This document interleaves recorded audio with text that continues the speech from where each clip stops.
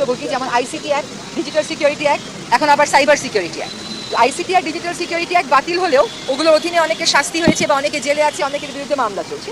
হয়রানিমূলক মামলার মধ্যে ওই মামলাগুলো আনা হবে এবং কিভাবে পরিবর্তনটা আনলে এই আইনগুলো আর স্বাধীন মত প্রকাশের বিরুদ্ধে ব্যবহৃত হতে পারবে না বা বিরোধী দমনে ব্যবহৃত হতে পারবে না, সেটা নিয়েও পরবর্তীতে আলাপ আলোচনা করা হবে। শিক্ষা প্রতিষ্ঠান বলা হচ্ছে, শিক্ষা প্রতিষ্ঠানও যত দ্রুত সম্ভব খুলে দিতে হবে। আপনারা জানেন যে এখনও রাস্তায় কিন্তু ট্রাফিক পুলিশ নেই, শিক্ষার্থীরা রাস্তা ম্যানেজমেন্ট করছে। সেরকম প্রেক্ষিতে আমরা বলতে পারিনি যে আমরা কালই খুলে দেবো, কিন্তু শিক্ষক সমাজের সাথে আলোচনা করা হবে, করে শিক্ষার পরিবেশ ফিরিয়ে এনে এবং আইন শৃঙ্খলা পরিস্থিতির সাথে সামঞ্জস্য রেখে যত দ্রুত সম্ভব শিক্ষা প্রতিষ্ঠান খুলে দেওয়ার চেষ্টা করা হবে। সকল মন্ত্রণালয়ে আমরা যারা দায়িত্ব নিয়েছি, আমাদের সকল মন্ত্রণালয় আমরা যারা দায়িত্বে থাকবো, আমাদের সাথে কাজ পরিচালনার ক্ষেত্রে শিক্ষার্থীরা সম্পৃক্ত থাকবেন। কিভাবে তারা সম্পৃক্ত থাকবেন, এটার কাঠামো কী হবে, এটা আমরা পরবর্তীতে চিন্তা করব।